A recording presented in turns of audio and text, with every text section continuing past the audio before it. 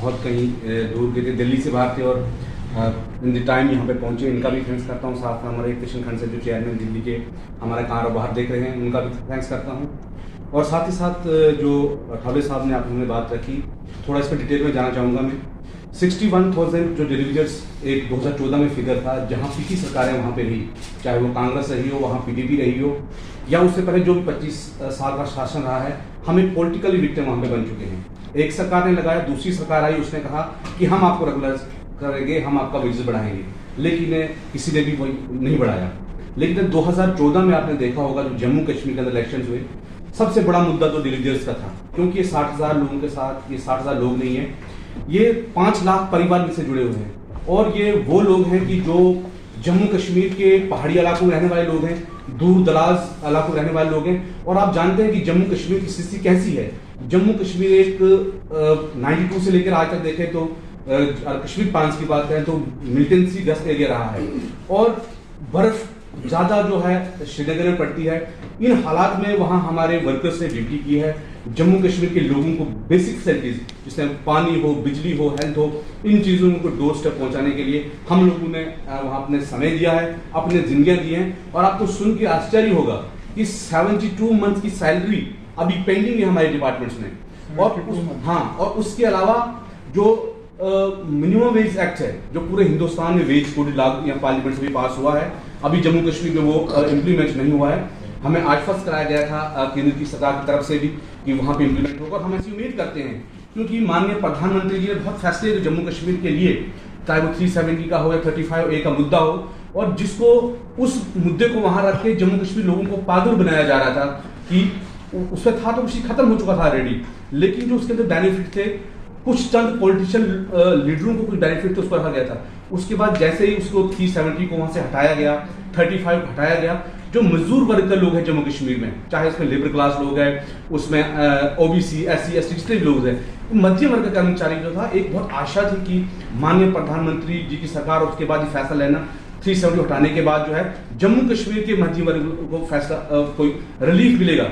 लेकिन हम ये नहीं कहें कुछ नहीं हुआ, कुछ ना कुछ तो काम हुए कि जैसे सैलरी हमारी साल में 1 या 2 बार आती थी। अब जब से वहाँ से यहाँ पे LJ साहब ने कारोबार संभाला है, उसके बाद कम से कम सैलरी जो हमारी है हो गई है। लेकिन एक घर चलाने के लिए सफिशिएंट अमाउंट, देखिए 6,000 में आपका घर नहीं चलेगा, आपका बच्चे की फीस है, आपका दूध का खर्चा है, किराया है। तो एक इस वेजेस को बढ़ा के मिनिमम वेज, हम ये नहीं बोल रहे हैं कि जम्मू कश्मीर में आप हमें 20,000 दो, 30,000 दो, as per supreme court, as per law, जो डॉक्टर अम्बेडकर जी जो पहले सर ने यहाँ पे रखे की बात कि जो उन्हें कॉन्स्टिट्यूशन बनाया, उस कॉन्स्टिट्यूशन में जो लिखा हुआ है कि एक मजदूरी, एक न्यूनतम मजदूरी क्या होना चाहिए, एक वेज एक्ट कोड जो क्या है, उसके तहत जो हम ये इंसाफ मांग रहे हैं। और दूसरे हमारे ऐसे साथी जो 60 साल से उम्र जिनकी होगी, वो एज ए जज रिटायर हो गए हैं, उनकी फैमिलियां इस वक्त जम्मू कश्मीर कैसे सर्वाइव कर रही हैं वो हम देखते हैं, कितने लोगों ने सुसाइड किया है वो हम देखते हैं। लेकिन अब जो हमें एक आस नजर आई है, वो अठावले जी की सूरत में एक जो चिराग जो नजर आया हमें, शायद वो हमारे घरों को रोशन करेगा,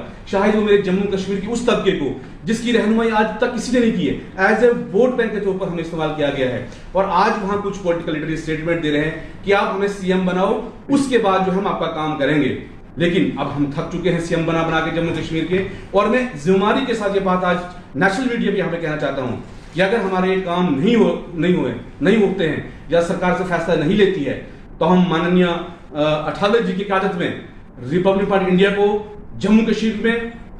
मजबूती नहीं बल्कि ऐसी लहर, हम लखनपुर से लेकर पुंछ बॉर्डर और पुंछ बॉर्डर से लेकर टंगटार पकवाड़ा तक हम उस घर घर में जाएंगे। क्योंकि अठावले साहब की ऐसी शख्सियत है जिन्हें हमेशा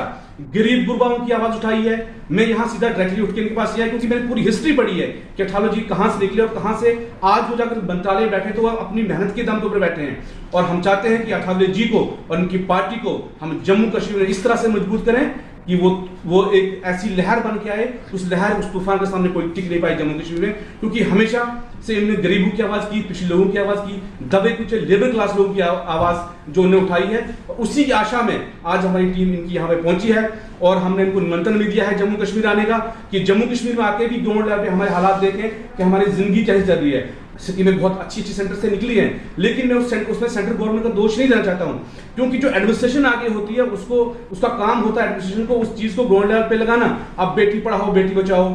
है, गोल्डन कार्ड, ऐसे बहुत सेंटर की ऐसी योजनाएं हैं, लेकिन मुझे बोलिए कि 6,000 में हम अपनी बेटी को पढ़ाएं, उसको बचाएं, कैसे जिंदा रखें? ये कुछ चीजें हैं जो हम आज इन तक यहाँ पहुंचाए थे, लेकिन वो कहूंगा भी सेंटर की कोई कमी है नहीं। जो वहां से चुने हुए नुमाइंदे हैं जिन्हें हमारी रिप्रेजेंटेशन दिल्ली में आके करनी थी, या जिन्हें जम्मू कश्मीर में जिन्हें अपोजिशन का रोल अदा करना था, वह छुपे हुए वहां बैठे हैं और हम लोगों को आज मीडिया को वहां सामने आके लोगों को अपोजिशन की मुद्दे उठाने पड़ रहे हैं। लेकिन मुझे ये पूरा यकीन है,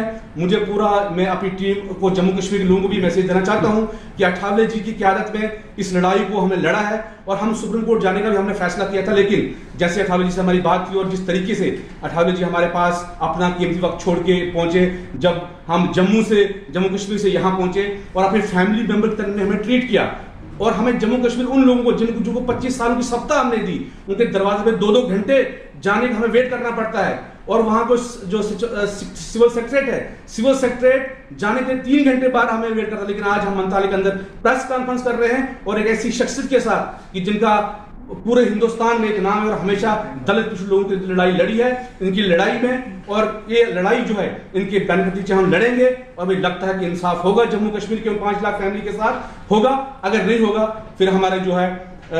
जैसे जो हमारे अध्यक्ष हमारे आरपीआई के जो है तो अठावले साहब जो ये फैसला जो निर्णय लेंगे उस तरीके से लड़ाई को हम लड़ेंगे। और मुझे लगता है कि हम सारे साथी इकट्ठा होकर और जम्मू कश्मीर के तमाम कैजुअल लेबर्स को मेरी अपील है आज यहाँ से, उसके अलावा जो बाकी अलग संगठन हमारे साथ जुड़े हैं, 20-22 संगठन, समाजी संगठन हमारे साथ वहां पे हमारे सपोर्ट में है, 35 सरपंच डीडीसी मेंबर्स, पीछे देखा होगा डीडीसी मेंबर भी रोडों पर थे, अपने हकों के लिए थे, लेकिन वो अलग इशू है, हम अभी इस पॉलिटिकल इशू में नहीं जाना चाहते हैं। लेकिन अगर ये हमारे इशू हल नहीं हुए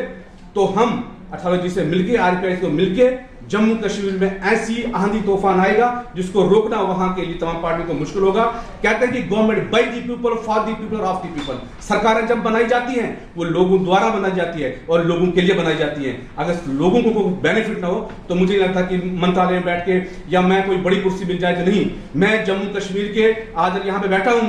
मैं ये बताना स्पष्ट कर देना चाहता हूं कि मैं जम्मू कश्मीर के उस कैजुअल लेबर्स की, उस मजदूर की, मैं जूती की धूल हूं, मैं कुछ नहीं हूं। और तनवीर हुसैन आज यहाँ पे बैठा है, उसी धूल में मुझे रहना है और उनकी आवाज उठा के इस भला करना है पूरे हिंदुस्तान में। और आखिरी जब मर के इंसान यहाँ से जाएगा और जब वहां पे हमें हिसाब देना होगा, हम वो लड़ाई लड़ रहे हैं। इसलिए हम आखिरी दम तक जम्मू कश्मीर के कैजुअल लेबर की लड़ाई लड़ेंगे। उसके अलावा अठावले जी जहां पूरे हिंदुस्तान में जहां भी जरूरत होगी, इस आवाज मजदूरों के साथ जुल्म हो रहा है, उस आवाज को उठाने के लिए हम कारा से कारा जुला के अठावले के साथ आगे बढ़ेंगे और पूरे हिंदुस्तान में आरपीआई को कामयाब करके हम पूरे हिंदुस्तान और पूरे जम्मू कश्मीर को एक नया ऑप्शन देंगे। बहुत बहुत शुक्रिया, थैंक यू, जय भारत, जय हिंद, जय भीम।